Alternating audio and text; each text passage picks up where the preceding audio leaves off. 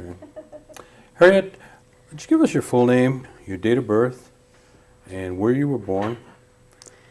Harriet Alicia, and I was born September 24th, 1932. What was your middle name? May. I was named after my Uncle Ernie's wife. It seemed like in the old days they always did that. I don't know if they still do it or not, but you know, if you ask somebody, then they'll say, well, who was you named after? And usually, you know, it's somebody. Now I don't know if they do it or not.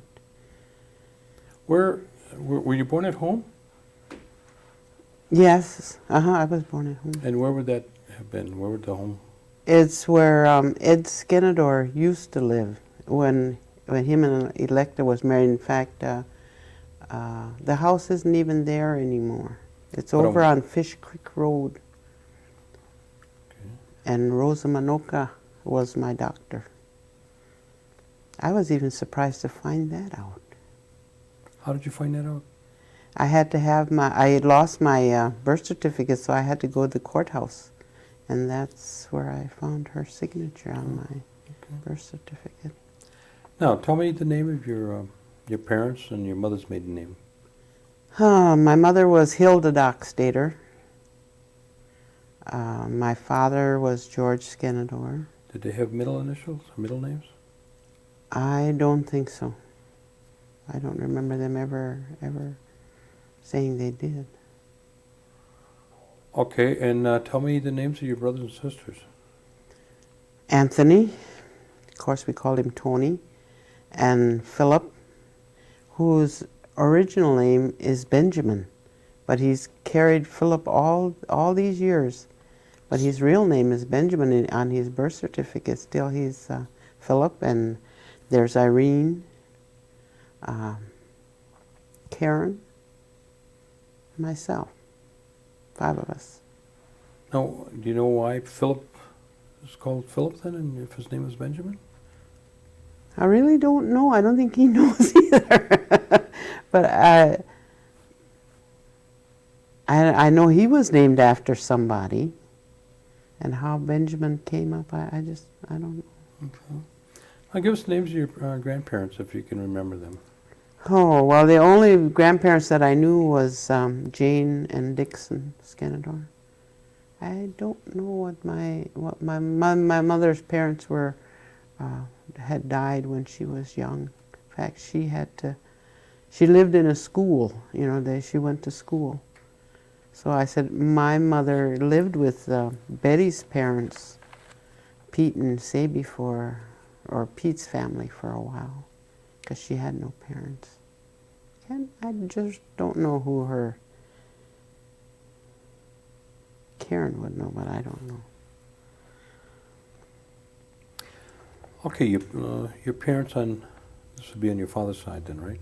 Mm-hmm. Did you know them? Yes, yes. Now, did they have, you don't know their middle initials, though, do you? I don't know if they had any. Okay. Now, where was their house? Where would their homestead be? Oh, they used to live back over on, I don't know what that road is, by John Moore's. There, I remember that. I think that's where I remember being there first, when I first, you know, really knew them. And I said I was so, I think all our kids are shocked when they find out something, you know, about their parents, you know, from way back. Because I remember going into the house and my grandmother looking at my dad and saying, "Sonny." And I thought, "Sonny?" Something different, you know. But that's when I first realized that, you know, this was family, you know, and he had the name Sonny. So it was different. But they lived back in that area somewhere off the road? Yeah, mm-hmm. Do you know, did you go there quite often? Yeah, because we used to go, that was a thing that happened a long time ago. Usually on Sunday, my dad would take us out for a ride to somebody's house, and usually it ended up being, you know, my grandparents. Do you remember how big a place your grandpa had? Was it like a farm, or? It was a big house, but he didn't have a farm. It was just a big house. Do you remember what kind of work he did? I don't remember. I think he always had a big garden, and that's how, he provided for the family. That was part of it. Certainly, he always had a big garden. Gordy, I'm going to change batteries real quick here. Okay. Run it again. Your grandma. I've always said, when I think of my grandma, I always think of her always having an apron on, and probably dough on her or flour on her hands, And what do you think about your grandma when you think of her? I knew Grandma always had an apron on too, but I remember when she went out, she always had a hat on, little perky hat. She was something else again. What kind of work did she do? Did she do work at home, or did she work out at home? No, she didn't work out. Do you remember her doing anything, having any kind of special things that they shared with the rest of the family, like besides baking, but rug making or basket making or quilt making or any special recipes? Or I remember she used to always make chicken dumpling. Whenever we went there, it seemed like we got chicken dumpling soup. So I don't remember her making baskets. I think she did a lot of cooking, mostly. Okay, what about your dad?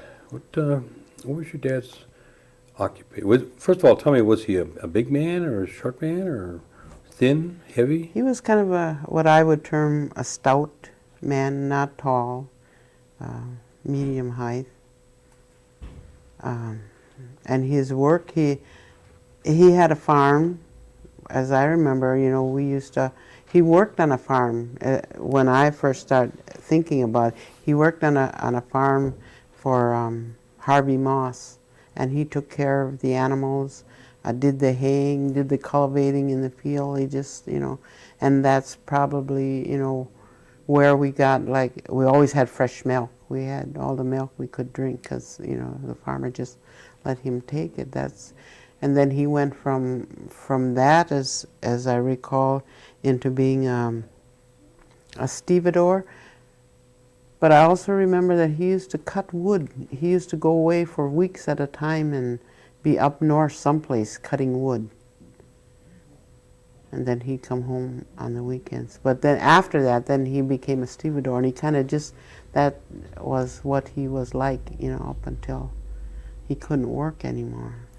Now, at the homestead that you grew up in, did you have any animals? Yeah, because we lived on the farm. That's where I first, knew, was we lived on Harvey Moss's farm. I think it was a 13-room house. In the wintertime, we lived in 2 rooms. My dad had the stove set up, and we slept in one room, and they slept in another. When it became summertime, then we each had our own room. This house was just huge, We slept upstairs, and they had a room in the back. But boy, that was a mansion. Beautiful. What is a stevedore? I don't know. A stevedore is someone that works on the boats. Boats used to come into Green Bay, and they'd go in and unload whatever product or produce or product was on the boats. They would and they would have to stay there. I remember him not coming home at nights because they just had to unload the boat, and they just stayed. Sometimes he didn't get home till the evening the next day. Yeah, the ships would have cargo in the hold, Mm-hmm. so they call it the hold. Mm-hmm. And then the majority of the Indian guys worked down there, and when they started working on it, they worked until the cargo was unloaded. Yeah, and sometimes they would work a stretch of 30, 40 hours straight. Yeah. And then there was another crew that might load the ship. Yeah. Mm-hmm. Someone else would come in. I know there were times when they would go to work and they may be gone for 2 or 3 days at a stretch, and they had been working that whole stretch. Yeah. It was a hard job. Yeah, it was. It was hard work. And then we had, because we had the farm, we had about, I don't know, maybe 5 cows or so. Then Philip and I generally were the ones that had to get the cows and milk the cows and, you know, get that all done with, you know. So he didn't have to do it when he came home. Of course, my mom was all involved in that. And we took care of the garden. My dad was a very smart man because he had kids. He knew what to do with them. You'd have your cucumbers, and we'd pick cucumbers until the beans were ready, and then we'd pick beans, and you just rotated. He always had things, you know. So we weren't lazy kids. We had to get done what had to be done. So, you know, that was our... Where did your dad tell you that he went to school? I know my dad only went up to 3rd grade. But you don't know where, though. No, I don't. My mother went to she went to school. I may be not right, but I think she was close to finishing high school. She did all the book work, you know, like at home, or, you know, budget, everything. She took care of that. Do you know where she went to school? I want to say Haskell, but it's not Haskell. Flandreau, maybe? Yeah, Flandreau, yeah. Now, did your parents speak Oneida? Yes, both of them did. Did they teach the kids? No, they only talked when they didn't want us to know what was going on. Do you have any idea why they didn't Why they didn't keep on share that with talking? you? Mm-hmm. Well, they must have talked more at one period than another, because Tony used to able to understand, and he could, you know, he could answer back, not good, but he could talk in Indian, and, you know, but as it seemed like as us kids, you know, came, it was less and less that they talked Indian. So my mother taught us how to sing in Indian. I can do that, but to actually make a conversation out of it, and sometimes I know what, you know, people are talking about, but I just can't. I can't use it. Your mother taught you to sing. Did she sing with any group at all? No, not really. Just in church? Just in church. Or at the wakes? Yeah. Mm-hmm. Did they have singing groups at the wakes at the time, do you remember? Or what do you remember about that? I can remember when my Aunt Beatrice died, and they brought the body to our house. And then they used to sing, you know, all night. They came, and my mother had chairs all up and down in our front room, and the body here. They used to cook. Somewhere around midnight, they'd take a break and drink coffee and have lunch and whatever. I thought it was really neat because our neighbor lady was not Indian, but she came over and she made the coffee and she made the sandwiches. She helped my ma prepare everything, and I thought, gee, that was neat.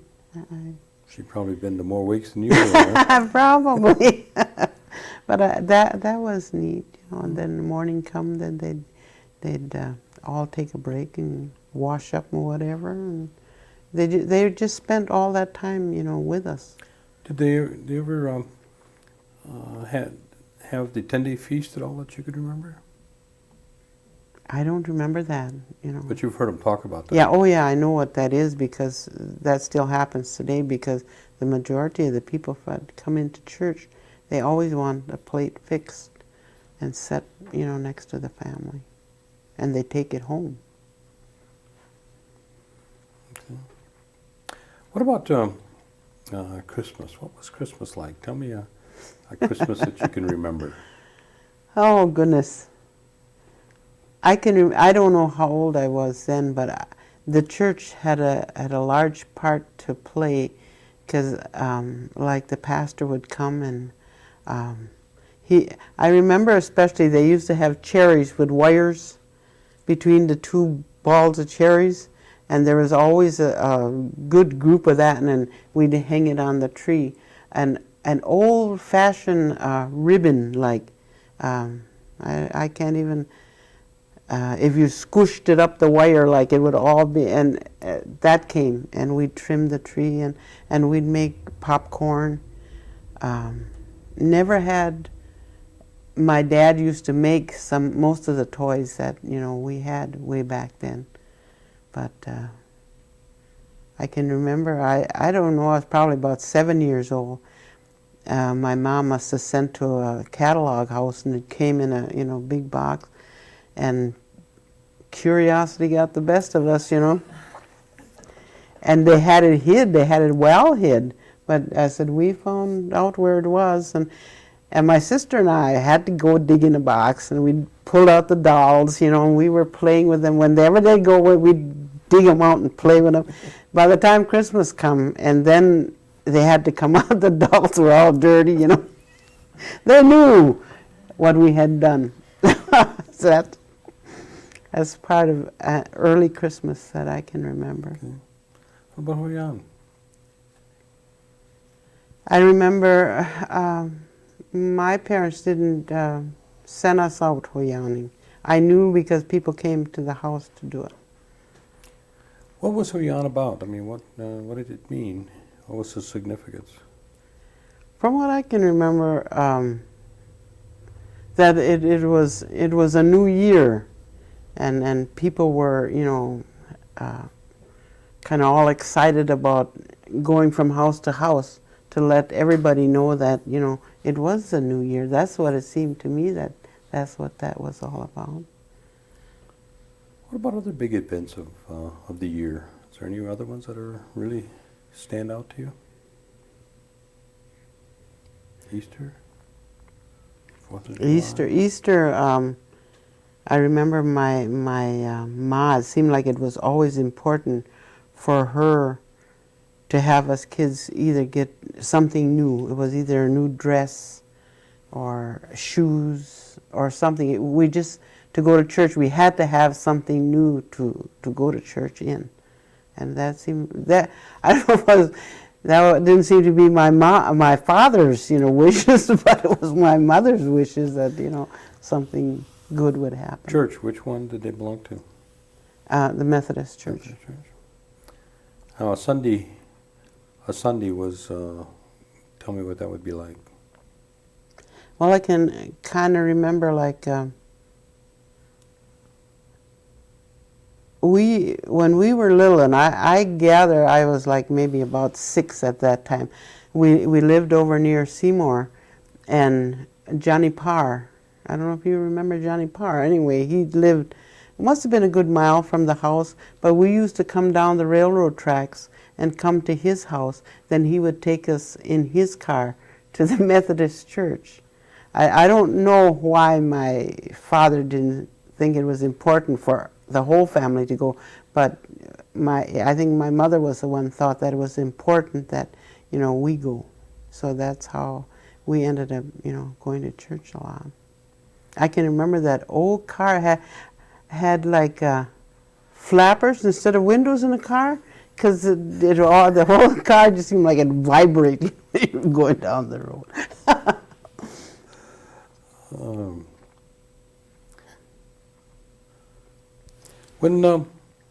What was your job at home in terms of chores when you were small? Dishes, and well, also one of my jobs was to wash the socks. Seemed like it was forever, when she'd get out the washboard and the wash tub, and boy, I washed everybody's socks in the house. That was my job. And then as I got older, we had like an old carpet, and I'd have to use the scrub brush and scrub it and then wipe it down. So otherwise I think it would be awful dusty. Maybe that was why I scrubbed it. I don't know. Well, water and electricity and heat. You had to haul your own water. Yeah. Mm-hmm. And lights, kerosene. Yes, kerosene in the beginning, but I remember when they got what they call them, Aladdin lamps. They had a little bag hanging in there. It was just like a new day come, after using the kerosene lamps. And I remember washing out the black in the inside. Every day we had to do that too. Did you have a radio? Yeah, but we used it very sparingly. Lone Ranger, and the shadow and all that. We'd all sit there just, to hear what was Lone Ranger, all those old ones I can remember. Yeah. Tell me where you went to school. It's called Idlewild School. Well, I think it's about like a mile outside of Seymour. Before you go into Seymour. Yeah. On 54. Uh-huh. How old were you? I probably started when I was about 6. Was that a eighth or first to eighth grade school? Yeah. How long did you go there? I went there till I was in 4th grade. Then Dad and them moved over to where we are now. But that was Where's that? a Frank Danforth's place near Pete and Sabia on Fish Creek, where we were the next house after Pete and Sabia. Is that Fish Creek or Ranch Road? Oh, it's Ranch Road. Okay. And then you moved there, Yeah. and then you went. Then where did you go to school? Then I went there till we went into Green Bay. That's a good question. Maybe you can answer that one for me. Why they took us from where I lived on Ranch Road over to the east side in Green Bay for high school? I wondered if what is that? I think it was a federal Busing? Busing. It was a busing situation at the time, but we'll have to find out, huh? Yeah, Check it out. good Yeah. question. That's a long way to go to school. Yes, it was, because we had to get up like 7 o'clock and be on the bus. And go. how long did you go there? I went to school to I went through the first year in high school. Then I went to work. Then you left school? Yeah. Why did you leave school? It was very hard, I think, for my parents to be able to get all the stuff that the school required, and I just I didn't like to have to be always asking them for things because we didn't have a lot. I can remember my ma buying a big white shirt because I had to make an apron, and they couldn't buy the clothes, so she just got this big white shirt out of rummage, and I made my apron out of that. But there were things like that A lot of peer pressure, huh? yeah, hard. Yeah. You left school. What did you do then? I went to work. What kind of work did you do? I left home and I went to Chicago, and I lived with my sister then in Chicago and went to work from What's your there. name again? Irene. Okay. And you worked down in Chicago? What kind of work did you do down there? Oh, I tried my hand at everything. I really liked soldering. Anything, I don't know what they did, there were little bricks like that, and we'd solder wires on them, and then after a while I got into a factory where we soldered radios, Coca-Cola radios, and I was good with the soldering iron. Did you do piecework, or were you just No, that regular was hourly rate? that just came down the belt, and you did it. Where we did piecework, it was a riveting machine. I worked on that, I don't know, a couple of months, and I could do that real well, but I don't know, I didn't hang with it. Had other things to do, I guess. How long did you stay in Milwaukee? I mean, in Chicago. In Chicago. Oh, I used to come home. I remember one time my mother sent Philip, my brother, into Chicago to get me to bring me home because I forgot my way home. So I come home and I'd spend time, but I always ended up going back there because it was easier to get some kind of work there. Where did you meet Rafa? In a tavern. Where else? No, I meant in Chicago or Oneida? Yeah, or no, in Chicago. There were that's when there was a lot of Puerto Ricans coming into Chicago. So I said we got to meet, a lot of And lot of Raphael's Portuguese. from Puerto Rico? yeah. How long had he been in the country when you met him? Oh, not very long, maybe 2 years. Could you understand him then? No. How long has he been in the country now? Well, we've been married. What is it? I think it's 44 years. And we still got trouble understanding it once in a while. Yes. And he has trouble understanding me too. But I said my mother, up until the time she died, still had a very hard time understanding, I suppose what he she was just saying. talked Oneida to him and it didn't make any difference, huh? When she couldn't understand, then she'd answer him, neither, so neither one of them knew what they were talking about. How many children did you have? I have 5, and then we adopted one. Well, don't you tell us the names of your children? There's Raphael Jr. and Glory, Juan, Anna, Hilda, and Tonya. And do you have any grandchildren? Ooh, we got 14 of them. You aren't going to ask me to name all those now? No. 14's good Take enough. me a while. 14. You're the second person today that said they had adopted some children. How did that come about? There was a lady who was kind of like a social worker in our community, and she came to the house and asked us if we might be interested in adopting, and we knew who the girl was that had the baby, and it wasn't even born yet. They were asking us, would you take the baby then? And we decided to, but only if we could adopt her. We didn't want strings attached to the baby. If we could do it that way, then we would. So we did. It's kind of neat. No, you were married to Raphael. Did you move back to Oneida right away, or did you live down in Chicago for a while?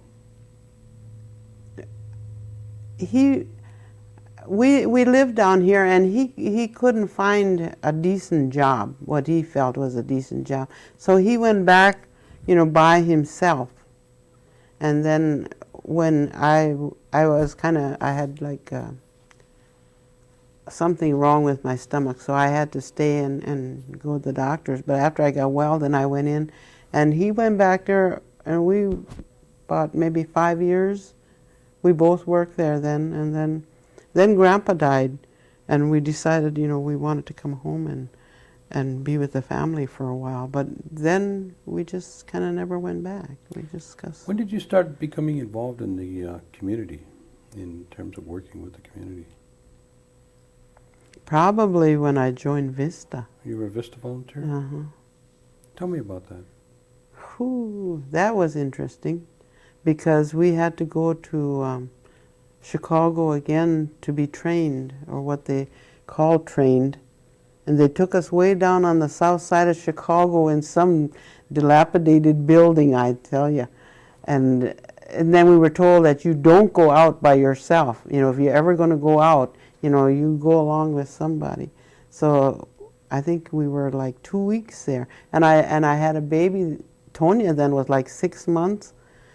And I said, it was really hard, because I call home and I'd be crying, and I could, hear her crying, and somebody was taking care of her, and I stuck it out, and then he came and got me. And you came back, and what was your job working in Vista at the outset?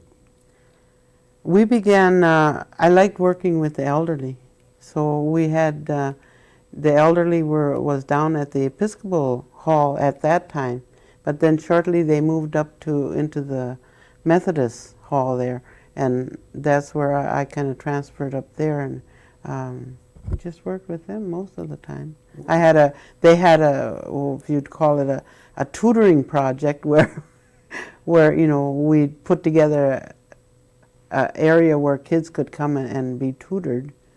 We did that. How many other volunteers were there with you at the time? Do you remember? Just offhand. Oh, I remember Edith Reed was one, Lucille Cook.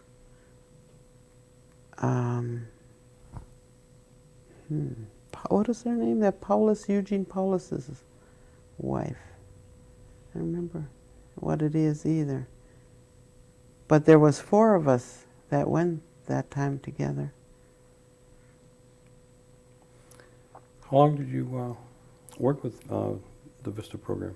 I think about 3 years. And then for 1 year I was a supervisor. And that's where I get tangled up with marijuana. This one guy started growing marijuana in his closet. And I had to come, and then I had to come to the business committee and oh geez, I tell you. Well, this person was a VISTA volunteer that was from away that Yeah, came in to yeah, work in the community. Yeah, that was interesting to see how they handled the Native American community when they came in. It was quite an experience. Yeah. Then, is that when you went to work as a homeschool coordinator? After that? Yes, I did maid work too at the Beaumont Inn when that was going, before I went into VISTA, and then I became the VISTA supervisor, and then I went into school. Tell us what the homeschool coordinator was all about. What was its role and its objective?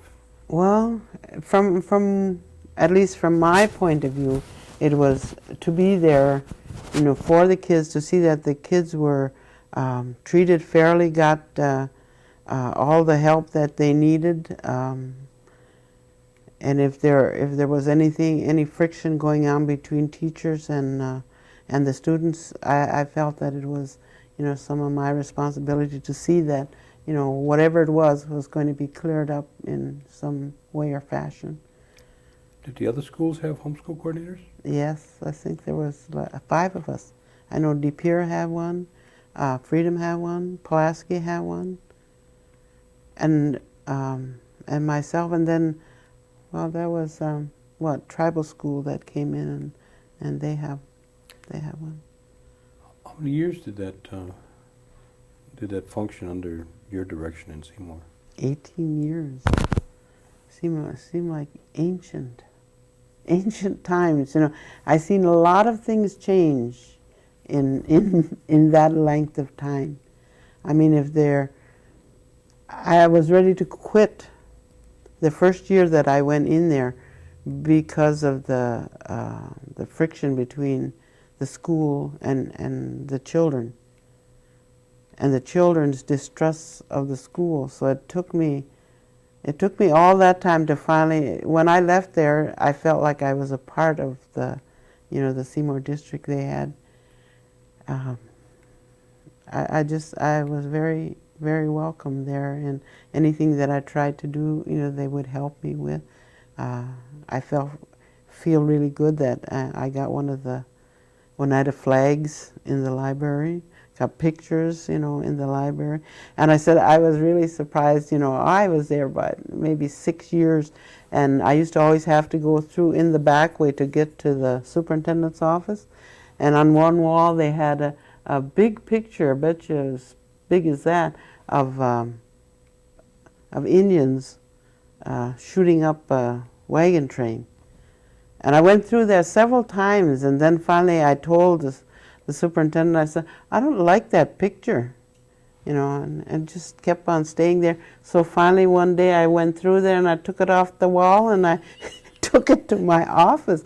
Nobody ever asked for it, so I just threw it out, But, I don't know if they knew that I did that or what, but nobody questioned me, or I just, broke it all up in the end because I didn't know what else to do with it, Do you think I think you have to feel that there was a positive change during the course of those years that you were there. Oh, Otherwise definitely. you wouldn't have stayed. Yes, very definitely. I said I can remember, especially one teacher there that couldn't see me for the, I don't know, for the brownness I was, maybe, I don't know, but, it took him about 5 years before he would finally greet me in a hall. And then, after about 5 years, that's when I would say that the progress, the ability to work together, came. But before that, there there was lots of things going on in the schools. Now, since you've retired from working in the school, you've taken on a greater challenge. Why don't you share that with us? Well, you know, even when my kids were little, I always felt that I was called to work in the church, to speak, and I took up lay speaking so I could do that. And then during my last few years in the school, I was able to go to a pastor school. So I became a local pastor. So it's challenging, even at that. You know, there's, I can do all of those things. I said, but you know, you do it step by step. You learn how to. I've had to, you know, help, you know, with funerals, communions, weddings. I said it's always a kind of a thrill to be able to know that I can do that. So I said, that's what I'm doing now. Some people slow up when they get older. Some people just go a little faster. I wish that I could do that because I retired in February 27th, and I had heart surgery on March 19th. So my retirement didn't go the way I wanted it to go.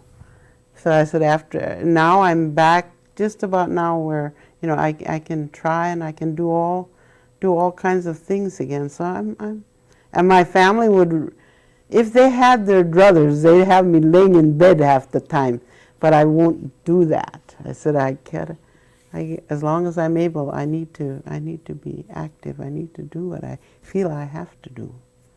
So. What kind of recommendation are you going to give these children coming behind you? My children or just children in general? Everybody's children. Oh, I guess my wish, and that would be that the parents, first of all, would learn how important they are in their children's lives. That, you know, as these children grow up, that they're strong in their own conviction of, you know, what they want to be and what they want to do. I said, because this world we live in right now, the Oneida community right now, is scary. You know, I've been to and opened my mouth more than I care to. Went to the gang meeting that they had the other night, and I said, you just don't know where your children are going to, you know, pick up and whom they're going to, you know, associate with. So I said it's very important that they know themselves well, and that parents, that's where it all has to happen, is with the parents. You know, you just got to be strong and do what you want your children to be like. You know, Well, I got to stop here. Good. And I got to thank you. She's going to take your picture.